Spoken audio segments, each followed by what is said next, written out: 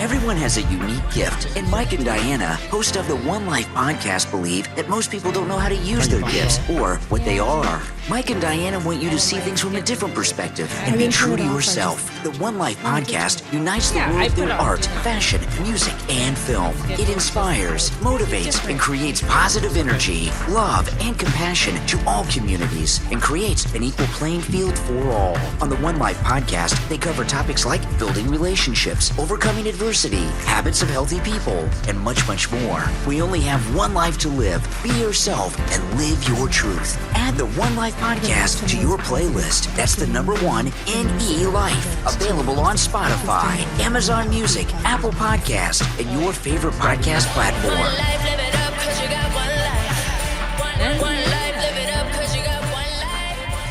What's up, y'all? Welcome to the 1NELife podcast. I am Mike NYC Reed, and as always, I got my lovely co-host Diana Gotti from the AV Wellbeing Coalition, doing it the Gotti way. If looks could kill. I needed that. It's all good. It's all good. And we have our friend today, Michelle. Oh my God, I just forgot your last name. I'm horrible at that. Michelle Pendergast. Did I say it right? Yeah, so Pendergast. Yeah, I'm sorry. There you go. From Live Oak Mental Wellness Project. How you doing today? I'm doing fantastic, and I'm really excited to be here with you both. Thank you for having me. Oh, it's been a while because me and you talked a while back, and I've been looking forward to having you on here. Thank you. So we're gonna talk a little mental health. We're gonna talk a little bit about positive psychology. Yeah. You know, this week, I've been saying this for the last couple of weeks. Every time I come on here, that it's been a week for me. Yeah.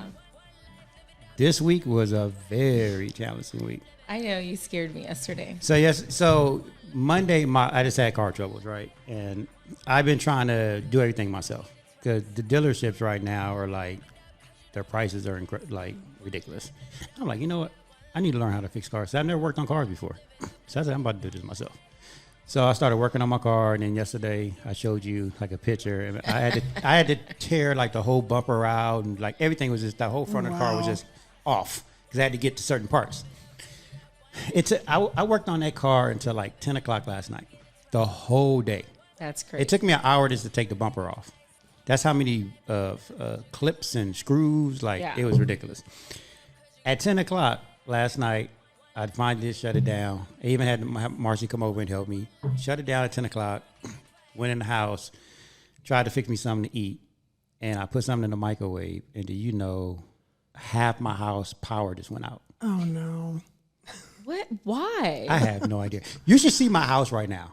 I have about 6 extension cords going every different direction. It looked like a crack house. Like I'm stealing power from the neighbors or something. Oh my God. I spent about so me and Angelo spent about an hour and a half last night trying to figure out, like, we flipped the breakers, we was flipping the GFI switches. Nothing worked. Oh my goodness. So even like this morning, I got up super early. I said, okay, fresh brain, let me figure this out. Still couldn't figure it out. I don't know what's wrong. Like, all the breakers are working, but half my house, and it's retarded how they wired the house. It's like one plug right here works, one don't. So it's like I got my refrigerator, where my refrigerator wasn't that plug was working. So I got an extension cord going across the kitchen. I have my fish tank. I got fishes in there, so I got to save them. I got that plug going all the way to the kitchen from the living room. You just have to be careful, though. What do you mean? Well, with house fires. That's how house fires start. And I can always recommend a great electrician because it sounds like one might be needed over there. Yeah. Yeah. No, I know. I do need one. I've been trying to figure it out myself, though. Yeah. That's actually like one of the number one reasons why houses do burn down. Because of electrical problems? No, because of the connections. You connect one and then the cord. Because it overloads them. Well, I think I think that's what happened. However they wired this house, something got overloaded. It overloaded, and for some reason it won't come back on. So, yeah, it's a mess right now. That sounds so horrible. Your entire day, I can't even imagine right. And, taking a car apart. All week, I've been dealing with the car. Right, I had to order parts from Amazon, and I'm doing it all myself. And then last night, I'm like, what else can go wrong? And here, my power. I'm like, are you serious right now? Like, something is going on. Oh, my God. I'm so sorry to hear that. Yeah, I'm like, wow. It's funny because sometimes you think, like, my week's horrible. And then you talk to someone, you're just like, It's not that bad. I It's not guess. that bad. Not saying, like. No, I totally It's- get it. but And I'm pretty sure somebody is having a you're- worse week than I am, right? So Just to kind of cheer each other But you know up, what? The one thing that, and I was talking to a friend of mine who's actually in the class, we got partnered up with people. I'm pretty sure that you guys did that on the first cohort. Yes. So I actually reached out to her, and she actually asked me. She says, "Okay, so what actually went well with you?" Right.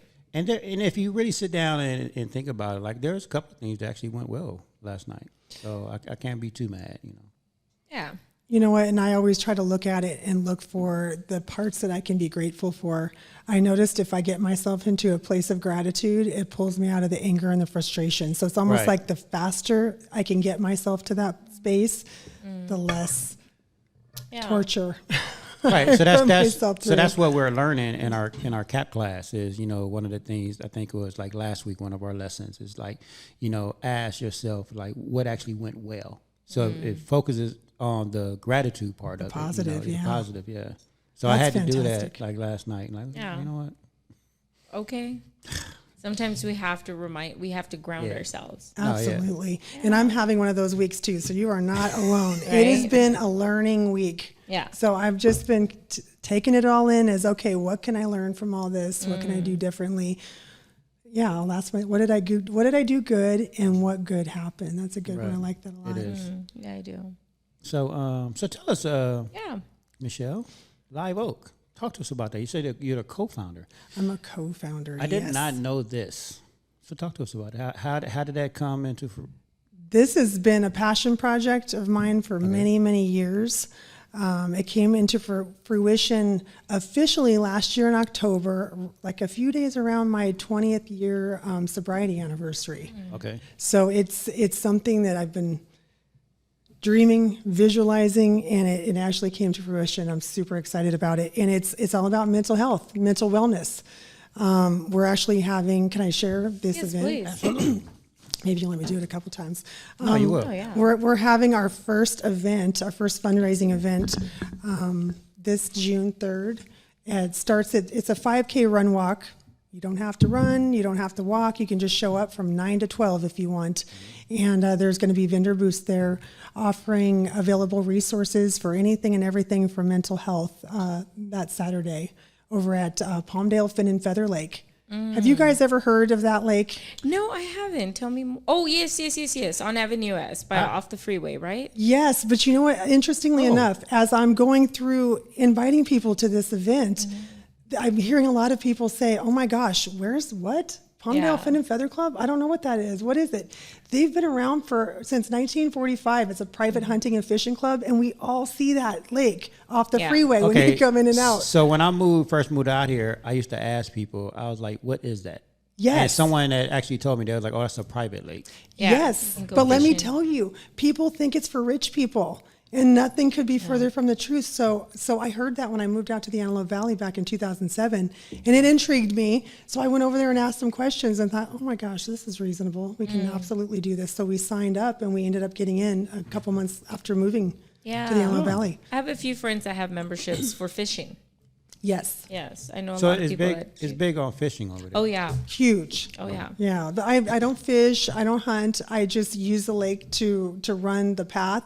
It's almost a perfect 5K all the way around the lake. So this event is going to be held at the lake. We've gotten lake permission, so you don't have to be a member to come. You can check it out. It's just beautiful. Oh, so that's actually so it's like a win-win for everybody because Yeah. you get to participate in the mental wellness walk, and you also get to explore this lake that Absolutely, that's you huge. normally can't go to. And we got the lake to donate. So we're going to have this amazing raffle. I heard there's going to be a tattooed raffled. There's tickets to Universal Studios, Comedy Club. There's all kinds of prizes. But Fin and Feather is so graciously given us a 1-year free membership Oh, to wow. raffle off too. And that's about $1,000 value if you Yeah, live out it in is. Los Angeles. Wow.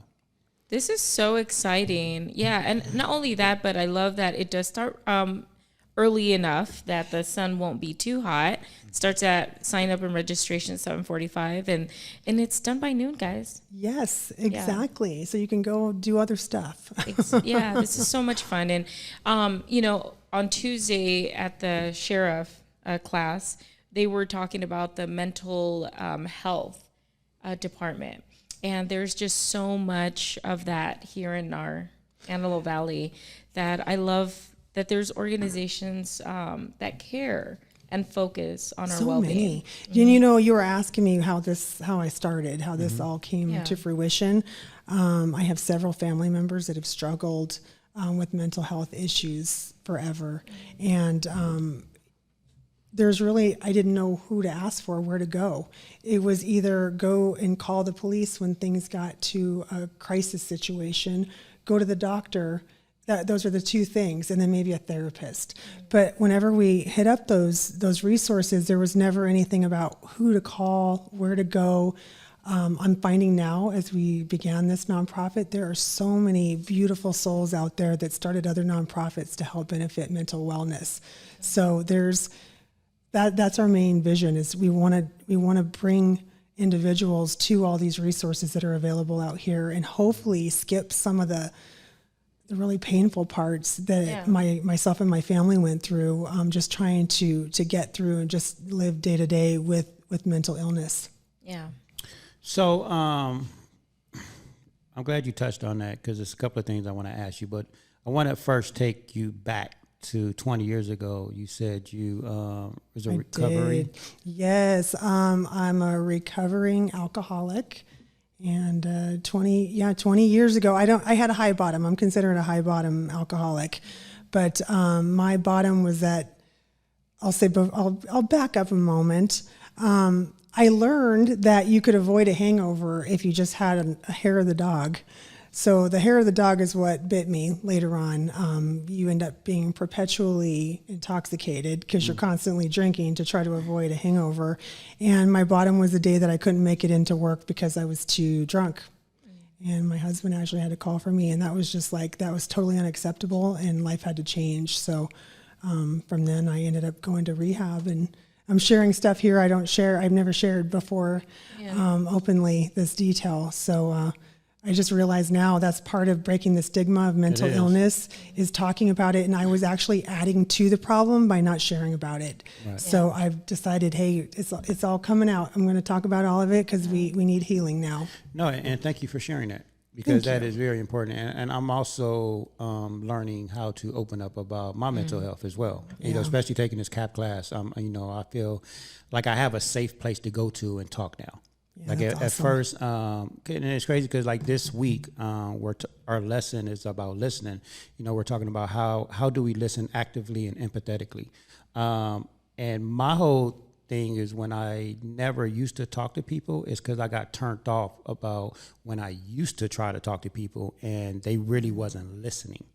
Yes. You know, so all this week we've been talking about how well do we really listen to people. And I was watching, it's funny because I was watching this show this morning. This one of my crime shows that I like to watch. That's a drama. It's about an FBI agent, and her brother. The episode is quite funny. Is the episode this morning was about her brother has mental health issues, and her sister kept saying, "Hey, you know, we need to talk to him." And she's like, "No, he just needs to grow up and accept what the world is." Blah blah blah. Right. But then at the end of that episode, you know, he had did something, and I think he robbed he had a breakdown at a restaurant, and she finally woke up and was like, "Oh."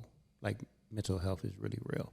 Yes. But it just reminded me of how when I used to reach out to people, and it's not like reaching out, hey, I need help. That's not how it works. Yeah. We don't do that. We try to talk to you, and it's in our conversation that you really have to listen to what we're saying. Yes. And people used to always say, you know, I'm there for you, call me anytime. And I used to do that. I used to call people, but then they wasn't there. And then, so that was a turnoff for me. Yes. And for a long time, I used to just you know what, I'm just not going to talk to nobody no more. And up until recently, that's how I was. It wasn't until I started this class to where I really started opening up and okay, you know what, I need to try this again, because I really do need to keep that, you know, social communication going. I'm so interested in hearing about CAP too, because I haven't heard about that before, but you touched on something that's just huge. Is I think we all as a society need to open up more, and we need to really ask people how they're doing, and not just an empty how you doing and just hear, oh fine, we're doing great. Really have some compassion and really listen and really connect.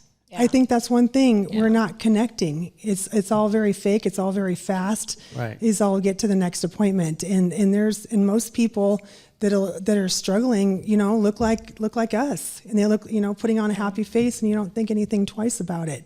Yeah. But there's a lot of pain usually layered in there. It is. And we need to get to it. One of the 4 things that we was talking about is being active, passive, and you went through this program, so you kind of know what I'm talking about. Destructive and constructive. Constructive is. And one of the things that I found out that I'm always getting is the active destructive, where it's passive constructive, really. This quiet, low energy support when you are talking to them, they saying, oh, that's nice, that's sweet, and it's like really low energy, like it's really, yes. Passive constructive. And then they're really not listening. Absolutely, 100%. And I think that's that I really try to, when I'm talking to somebody, I try to be all there with them, right? Like connect emotionally. And I think even just a little bit, if anybody can just open up a little and just share a little bit of their own experience and then listen, that's it. It's really about just being present. 100%. Be present. As like it's really active, constructive, authentic, and support, asking for more details that leads to capitalizing. Tell me more, yes. Or just, empathizing with them. Yeah. Absolutely. And I love how you're breaking that down too. These are really good questions. And these are things that I think I kind of have a natural gift at that. I'm able to connect with people in that way. But I notice there's a lot of people that don't have that, and they're awkward and don't know what to say and feel uncomfortable. And because of that, it's maybe that they don't want to connect. They don't know how to connect. Right. And it's like how, and I'm going to let you talk because I know. Oh, no, I'm fine. I know. Sometimes I talk too much. And no, you don't, because I jump in at the right time. You taking this course, and so you have a lot of input on this, because I'm just learning. And but what I was gonna say, it's like how I always talk about energy. Like when you tap into energy, then you start feeling people's. Like I can tap into anybody's energy that walks into the room because I'm so tapped into my own energy. I can feel other people's energy. It's the same way when you're listening to someone. You can tell when someone's not really listening or they're not present. That's why I brought up being present. Like I can literally tell when someone's not being present. Yes. Yeah. Like even though, like I actually this morning I had a phone call with somebody and I could tell they wasn't listening to me. And, I'm not mad at that person because I could tell they was, probably doing a million things, whatever. But it's like they really wasn't listening to me because I was actually explaining to them what was going on, the house, the car, because they asked me, right? Yes. And that goes back how we always talk about when you ask somebody, hey, how's it going? Ready. Like, be ready for the response. Don't just ask to be, what is it? Just be polite. Yeah, like, exactly. Be ready for that response because people really need to start telling, like, no, how do you really feel?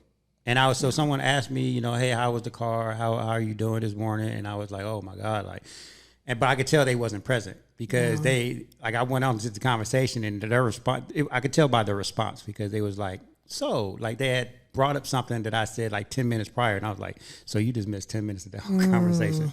Yeah. But I let it go. I didn't say nothing. It was like, it hurts though. It hurts, it does, especially when you really want to talk. Yeah. And they're just not there. It feels empty. It feels kind of lonely. Yeah. But I think when you are allowing yourself to express, it brings also a different type of awareness to yourself, even though you might think that person's not listening, at least you're kind of listening to yourself while you are expressing all of this. Yeah. And then be able to kind of reflect. It is healthy to be connected to your feelings and be aware of it.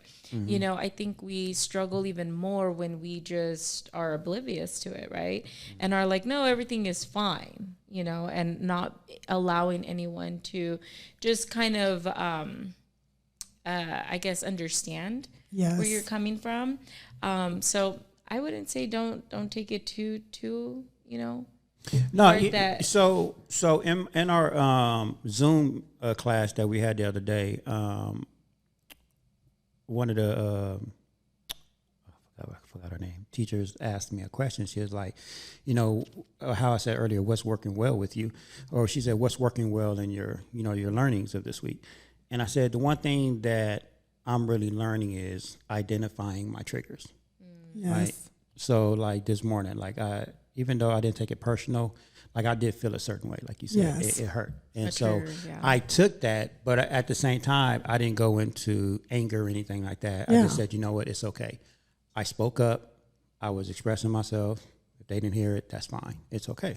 That's perfect. That's perfect. And I will say, I lost both of my parents recently, and my mom about 2.5 years ago, and went to therapy because I was always the person that I strive. I'm a go-getter. Right. I'm a real estate agent out here, so I'm constantly hustling, trying to get things going. So I would just compartmentalize and stuff my feelings like they weren't there and I didn't need them, like I'm a machine or something. Right. That catches up with you after a while. It does. As I'm learning in therapy, it's really important to acknowledge, give that feeling a name, like what am I feeling? And that's actually something I really have to consider because I'm just upset or I'm just frustrated. And then I realized there's like a couple of feelings that I'd go to all the time, anger, frustration, and I would miss all this other spectrum.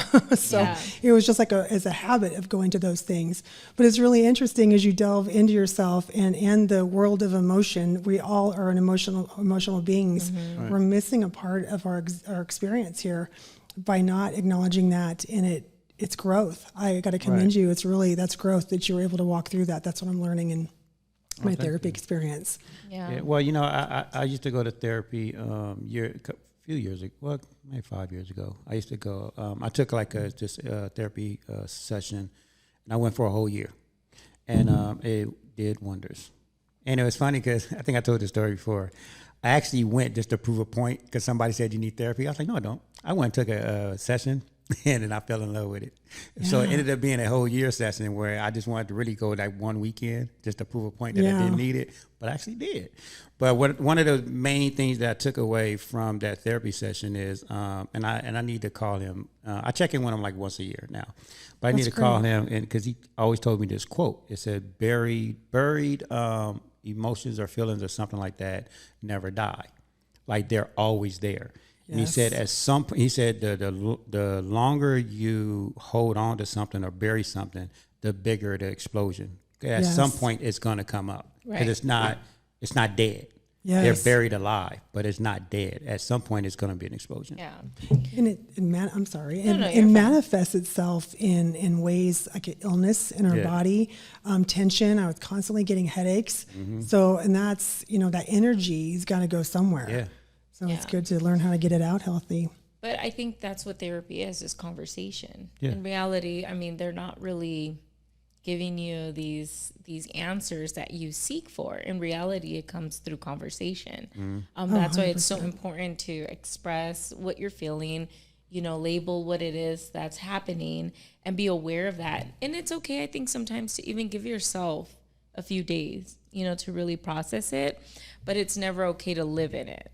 At some point you got to kind of pull out. So, I love the fact that you did touch on therapy. I think that it's something that there's so much stigma behind it. It's like, I'm not going to go to therapy because there's nothing wrong. No, it's actually, I think we should all be exercising that. I agree. Because we should be having conversations. And if you don't really have someone that you can rely on, therapy is always something needed, or I shouldn't say needed, but I think it's something that we should all at some point experience. I agree with you 100%. And I'm so glad we're talking about this too. Oh, yeah. Because I think, what do most people think of when they think of therapy or counseling?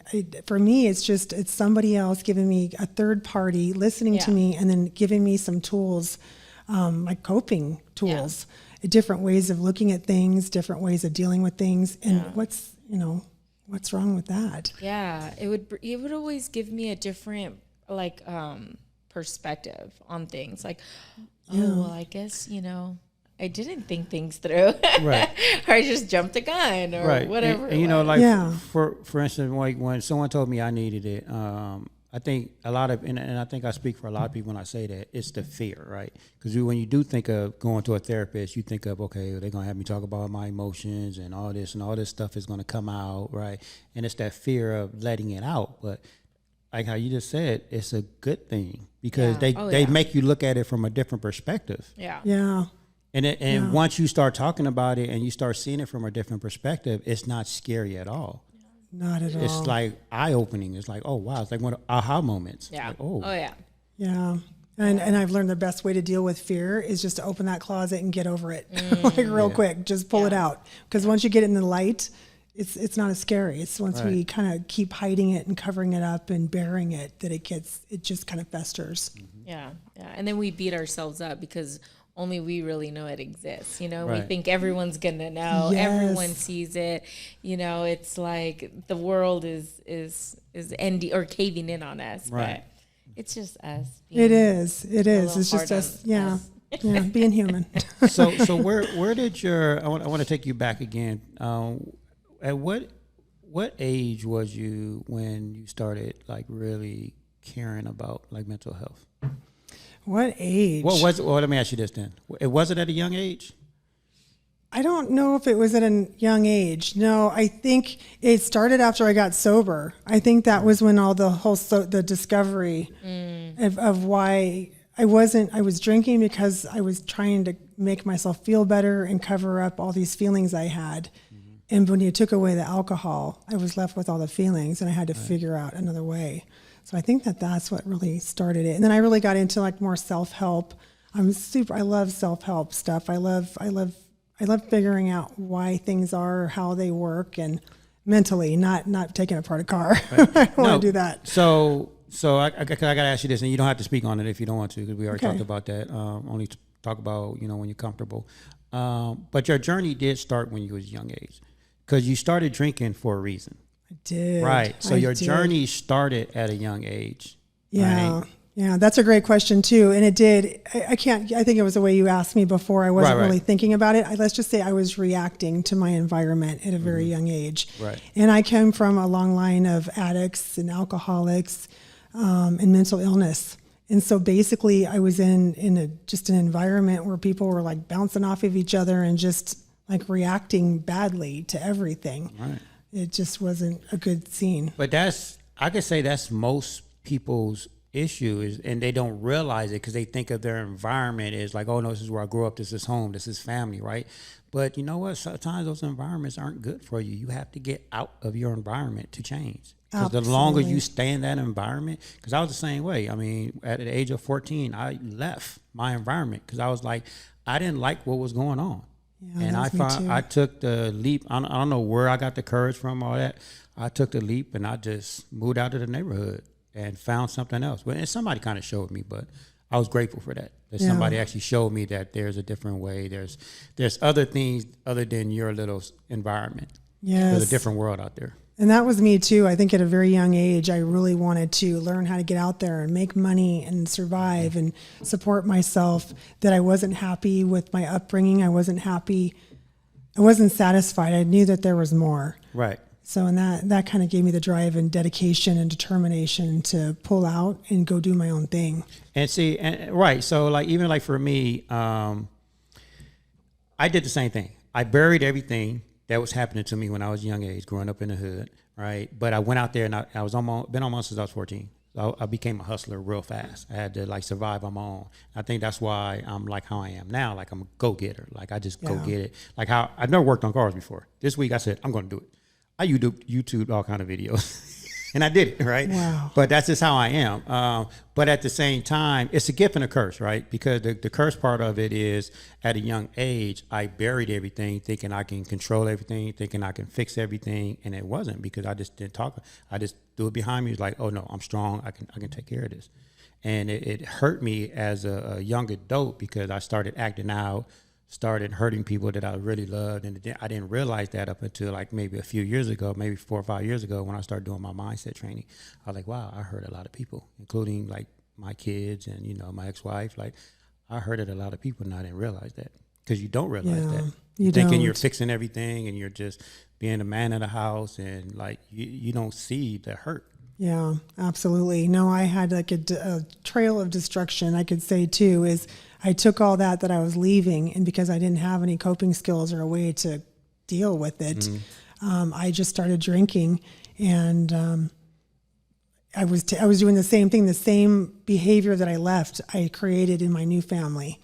And I often say I wish I could go back and redo all that, because I would be a completely different parent today as I was back then. Right. But yeah, we all learn from it though. Yeah. But you know, I'm sorry, I know you don't not talking much today. No, it's fine. To me, it's you know, to kind of just, I guess, comment on that. It's lessons.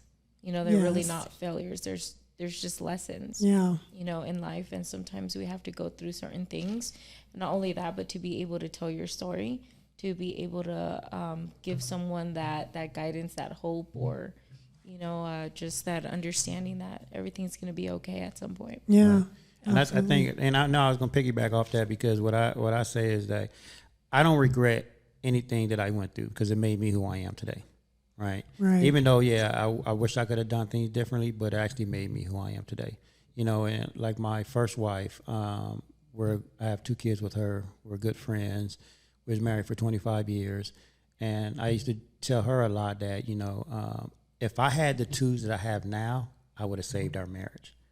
Wow. It took me to leave the marriage to get these tools. So it's kind of like a catch-22. Exactly. Right? Like, damn, like I wish I had this back then. But I had to leave to get these tools. Because if I would have stayed 100%, I wouldn't have never gotten to where I am now. Yeah. You know, Wednesday we have the youth leadership, so I'm also part of that. And this past weekend we were talking about authenticity and character traits. You know, and one of the kids asked, like, what is that? You know, like, what is a character trait? Like, he didn't really understand that. And it just kind of brought that awareness, like, you know, at their age, it's true.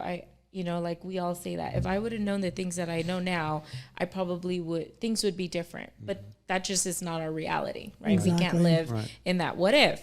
But like I told this child, because a lot of them are still a little bit very timid. You know, they're not sure. It's like, should I share? Should I not share? Do I participate? And I kind of had like a side conversation with one of the tables.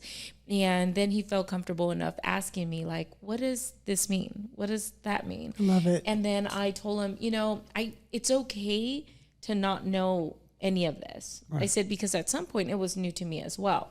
However, I did realize that if I would have known this at your age right now, things would be very different, you know, and sometimes it's okay to just be like, hey, you know, I guess I had to kind of go through that. But I was just kind of quiet because I'm taking all of this in, and it's reassuring me, like, you know, working with the youth and just being able to kind of give them back these tools.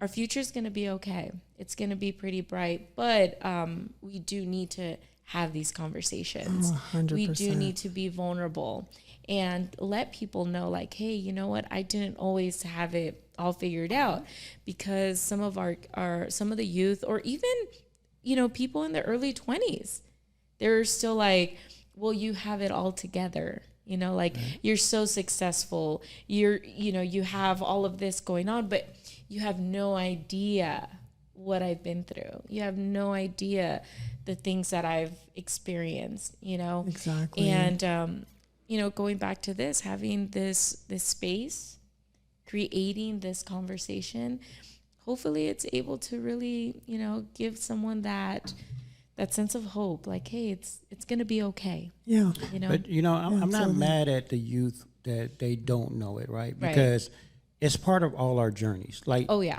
I'm pretty sure all of us, when we was their age, like you just said, Yeah. like we didn't me know too. none of this stuff, right? Me too. But think about it. If we did, right, our journeys would be different. Right. And what would we have learned? We wouldn't Yeah. have been able to, you know, understand what empathy is, compassion, none of this stuff, Yeah. right? Because we all have these emotions. And what I also learned in therapy is every emotion is really healthy. Even anger is healthy. It's the aggression part that's not healthy. Yes. But being angry is healthy. It's okay to say, hey, you know what? You Yeah. pissed me off today. Yeah. You know, but if I came at you aggressively, then that's the unhealthy part. Right. But I should be able to say, you know what, Diana, you know, like what you said today really hurt me, and I'm kind of angry about it. Yeah. It's okay to be angry. That's a healthy emotion. We're supposed to understand what all these emotions are supposed to be. So when you're a youth, that's why sometimes I'm not mad at the youth, like, because it's their journey. Yeah. At some point, something's going to click, and regardless if they're 20, 50-year-olds, something's going to click at some point, but that's just their path. and they're going to understand that, and then they're going to be able to turn around and try to help other Yeah. people. Or even for a child to tell a parent, like, you really hurt me. Because a lot of, adults our age now wish that they could have told their parent, like, hey, you were really hurting me at that point, or what you were doing was really hurting me. So I'm glad that some of these kids are learning that communication skill, like to set those boundaries. Oh my gosh, that's great. My grandson actually said to his mom the other day, he's 3 years old, that Papa hurt my feelings. Yeah. And I'm like, that's so awesome. Yeah. Like and that we talked about it. Oh, so what did Papa say that hurt your feelings?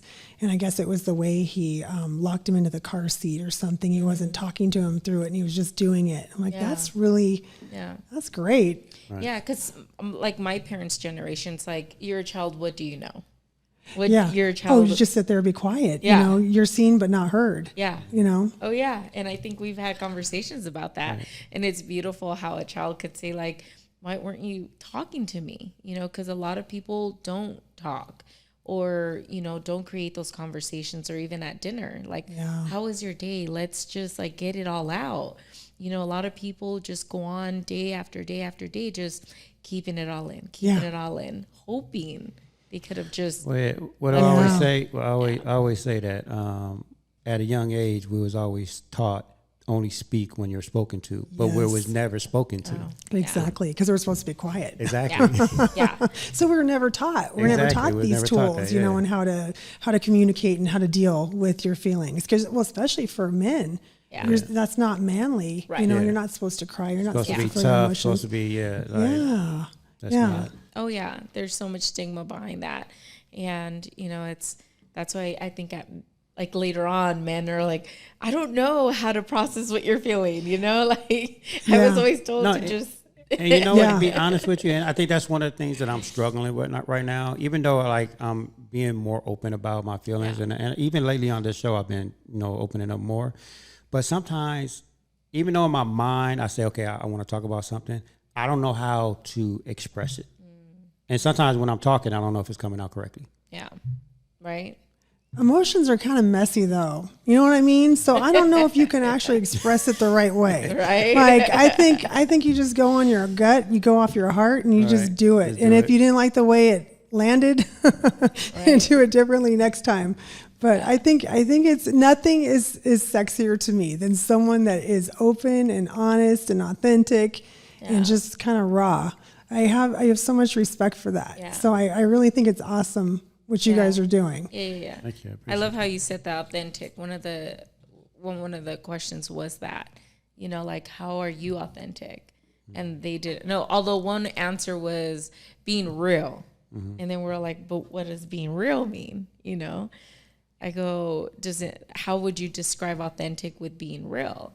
And and he was just like, I don't know how to put it together. And I was like, maybe just being original, like doing something that only you do. Yes. And they're like, but it was beautiful to see how his mind just was like, oh, okay. Isn't that great? It's like a little flower you just opened up. I didn't know that I can do that. I was always told that I had to wear this, eat this, say this. Go wherever they say I have to go, kind of deal. So, and I think that lines up with psychological safety, but it does. I love it. That's why I'm super excited when there are, wellness events here in our community. It keeps families together, something to do. Like this weekend, it's a long weekend. I'm like, what are we going to do? What are we going to do? It's like, do I have to drive down the hill? So. I don't even know I should have looked to see what's going on this weekend, but this is Mental Health Awareness Month is May. Yeah. So there's all kinds of events going on right now. I think everybody's going on vacation this week. They're going for a long 3-day weekend. Something much needed. Well, school's out. Is it out yet? Well, it will. I think for some schools they have started. I know next week for a lot of the high school and junior high, and not only that, but bringing awareness to that. I feel that a lot of our youth, a lot of even moms, stay-at-home moms, might be struggling with everyone home. Having to now feed everyone all 3 meals kind of deal. Goodness. So this is great to kick off the summer, having it it being on Saturday, June the 3rd, this is a great way for some families to kick off. And will there also be like resource? Yeah, right. Yes, I want to. If you don't mind, we're going to have, like I please. mentioned, tons of raffles. Yeah. We're going to have food trucks there, several food trucks. I think maybe we have 5 or 6. They're going to be there. Lots of mental health resources, and that's primarily we're going to have some vendors outside of mental health, but primarily we wanted to have it focused in on resources for the community. Yeah. So it will have a DJ there. It'll be lots of fun. Hey. Face painting for the kids. I think we also have some games and things like that for the kids too. Yeah. So it'll be. And it this should be a is fun all day. a free event all besides a the free food event. trucks and the vendors. Of right? course, Yeah. it's a free event. Of course, we're a nonprofit, so we're always looking for donations. If anybody wants to make a donation, we certainly would be very happy with that. Perfect. And do you want them to be registered before, or it's okay on the day of? We would absolutely prefer, if they could, to register online. The lake is asking that we have waivers filled out. Okay. So that would be easier if they do it online. Yeah. So perfect. online at your website? So I would say online at liveoakmentalwellnessproject.com. You can get the link there and you can apply, or I'm sorry, you could register. Yeah, I'm seeing this Take Action for Mental Health, LA County. This logo, I've seen it a lot. I know we were at the Dodger game for the mental health day, and I saw that logo. So I've seen it a lot. My heart just, it's full knowing that we're getting the resource, we're getting the help, especially coming out of the pandemic. I know there was a lot of people that were struggling in a languishing state. So getting out and walking, let's kick off the summer bods, right? Absolutely. Let's walk. We will actually have this event timed too. So if we have some hardcore runners and athletes out there, this is an event for you too. Ah. I just want to say you don't have to. You don't have to take part in any of that. But if you want to, you've got that option as well. And I'm glad you brought up that Take Action logo. I told you we were founded in October. We actually just got our first grant. Oh, wow. And it was through the Take Action LA Oh, good. and Yeah. Department of Mental Health. So that grant is paying for this event. Oh, so, congratulations. So thank you very much. Yeah, we're very excited about it. Yeah. So what is the bigger picture for Live Oak? It is just our bigger picture is to hopefully open up doors by this fall so we can start working with the public and providing resources and connecting people. The primary focus is to connect individuals with available mental health resources out here in the Antelope Valley and beyond. Would love to be able to create something here in the Antelope Valley that we can take city to city and just have it duplicatable. So we also would like to have like a teen or an area for kids to hang out and have a free open space to communicate and just be a safe space for them. Would love to do some type of yoga, like a holistic methods for mental health and life coaching. I have this vision of a life coaching meld with counseling, a certain modality of counseling, melded together, and then be able to provide those type of services so that people can, open their mind up, look at things a little bit differently. I'm all about expanding your mind and your mindset and, acknowledging ourselves and our feelings and stuff a little bit more, but making that, more available for especially our youth. But even we've got, a major homeless issue out here. In my vision, I would love to somehow be able to create something to help them as well. But I realize you can't drag a horse to the water kind of thing. You've got to have some cooperation and people wanting it for it to work. Well, yeah, I mean, I said that, I think when, who was here? Jacqueline Diaz was here. She was on the show and we was talking about suicide prevention. Cause I was watching this, I watch TV a lot. I was watching this show one time and I brought this up before, how this one guy was sitting in a lobby of was a mental health center and, it was a rehab center. Sorry. And the lady, I guess whoever he was waiting for never showed up. So she was like, are you waiting for someone? He was like, yeah. She was like, rehab is for people who want it, not for people who need it. And it's true. Yeah. Like all these, true. and I feel the same way with these resource centers. Like you got to have to want it. Like they're there, but you got to have to want There's it. so many. Right. And so even when we had Yvonne on the show with, oh my God, I forget his name, with the Army or Marines. Oh, What's John Javi? No, I know it starts with the J. You know, oh my gosh. Oh yeah. But anyways, he kind of opened our eyes to certain things. Like people are military, right? When they come home, you know, a lot of them are homeless. But he said, you know what? A lot of them, their home is on the street. Because that's where they've been the last 10, 20 years. They've been fighting wars in all these deserts and mountains. Like, so on the street is their home. So for you to try to put them in a home, if they're not ready for that, or if they're not like put back into reentry into the world, into that type of environment, then that's why he said that's why some of them are out there. That's where they prefer to be. That's like their safe space.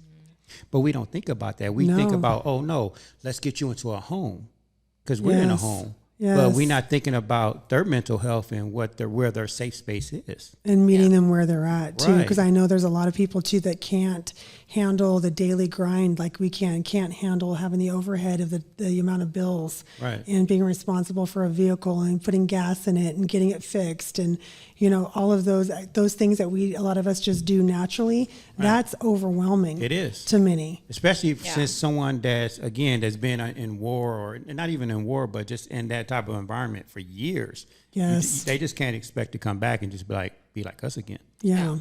Yeah. So. Yeah, I always thought there was something, I don't know what the military, and I might be speaking out of turn here, but they spend all this time building up our military to get them out there to do a job, to kill, you know. But what are they doing with them after to try to get them back? No, and we've had a couple of people on the show that's part of the military that said that they really need to work on their reentry program. That's a word for it. And I talked to a lady that actually was a part of that program, and she said they definitely need to work on it. And they said they're trying, but she said it's just hard because when some military people they get back to the States, the first thing they do is they go home or wherever they're from, and so they bypass that whole entry part. Oh, I see. So it's not really mandatory that they go through these programs, and maybe it should be mandatory. Maybe before you go wherever you go back to LA or wherever you was from, maybe you need to spend 6 months in some type of program before you actually go back. Mm-hmm. But once they get off that plane, she says they're so happy to be back that they just go. Yeah. So. That's interesting. That's definitely something, a conversation to have and something to think about. So I see it from both parts. So it is something that they really need to start focusing on and work harder on. Yeah. Absolutely. So, Absolutely. Like you said, it's not something that is, at that point they feel that it's needed, but it really is. It is. You know, it really is. You have to put it into play. But like you were saying, there are programs. There's so many, they just have to want it. Yes, you know, and that's the key, really. Right. And sometimes even with mental health, sometimes people think, well, I don't need it. I'm okay. Everything's okay. It's it reminds me of this quote I'm constantly seeing nowadays on Instagram about relationships. You work so hard to get your partner, right? But once you have them, then you don't work to keep it. So like in the military, you work so hard to get people in here, but after that, it's where's the energy now? You're on your own. Yeah, you're on your own. But I think we take advantage of that. Like we work so hard to get the things we want, and once we have it, we don't work as hard to keep these things. To keep it. Yeah, that's true. That's really true. No, I really just love that you guys are here having these conversations. I think we need to have more of this. No, absolutely. We absolutely do. So I know you have to go soon, so you want to close us out? Yeah. So this is with our Crush Your Goals. It comes from, these names are always so intense. Seamus Haney, the truth, and it says, the truth and durable path into and through experience involves being true to your own true to your own secret knowledge. So I'll say it again. The true and durable path into and through experience involves being true to your own secret knowledge. I have no idea. But there you are. I think my takeaway from that is just be true to yourself. That's what I heard. I heard truth. So that is kind of what we talked about today. Yeah. Be At true some to point, you yourself. gotta be real with yourself and accept things for what they are. Exactly. Exactly. Yeah. That's a challenge Yeah. sometimes for some of us. No, it's it the is. hardest. It's the hardest. So Michelle, thank you for showing up today and coming today and telling your truth. We truly appreciate that. Congratulations on your 20 years. Oh, Yes. thank you. Congratulations on your Live Oak mental wellness project. Anytime you want to come back and talk about any type of project or just even come on here and just have a conversation about mental health or whatever. Would love it. Thank you guys so much. You have no idea. This was very nice, and I really appreciate you. Is there something you want to leave us with? Yeah. And you can talk about that again, the run walk. Yeah, let's do it then. Let's talk Live Oak Please. Mental Wellness 5K Run Walk on June 3rd. Registration starts at 7:45. It ends at noon, and it's going to be a beautiful day. It's a beautiful lake, Yeah. and if anything, I have solved the world's problems and gotten through some pretty tragic times in my life walking around that lake. So there's something pretty magical and special about that place. So I would love for everyone to check it out. All right, and go check them out on Instagram at Live Oak Mental Wellness Project or liveoakmentalwellnessproject.com. And what are you gonna leave us with, Mike? Nothing. What? I left you out a lot of stuff. What you talking about? Yeah, I know you did. No, I did. Yeah. I did. I opened Thank up you. a lot. Thank I you. opened up a lot. You're welcome. Thank For you. having my back Yeah, today. Thank you for that too. Absolutely. You know I got you. Shout out to your husband. How are you doing? It's Is he you liking it so far? Or? It's fine. Okay. Yeah, it's good. It's good. I'm happy for you guys though. This Thank is you. a great opportunity. So I'm happy. I know it's going to be a rough one, like a couple of weeks, but It's gonna be good. I'm looking forward to the rewards of it. Yeah. Thank you. Anyways, thank you again, Michelle, and we look forward to having you back sometime soon. You guys have any other projects you're working on, or just it right Just this one right now. This is all consuming. Right. So yeah. So talk to me after June 3rd. now? You got it. Now you got it. All Or right, even guys. then, a week. Yeah. Give me a week. Yeah. All right, we out of here, you guys. All right. Be well, guys. You will. Thank you.